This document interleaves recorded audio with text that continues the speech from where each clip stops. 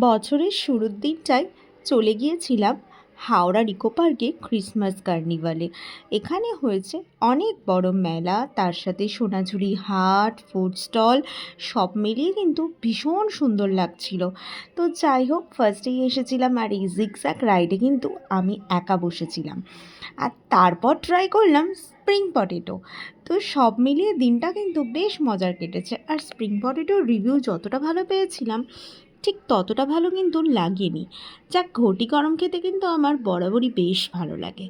তারপর ঘটি গরম খেতে খেতে হাঁটতে হাঁটতে গিয়েছিলাম, বাট মেলাতে এত ভিড় ছিল, আমরা হাফ পার্ট দেখেই বেরিয়ে এসেছি, তাই সোনাঝুরি পার্টের দিকে আর যাওয়া হয়নি।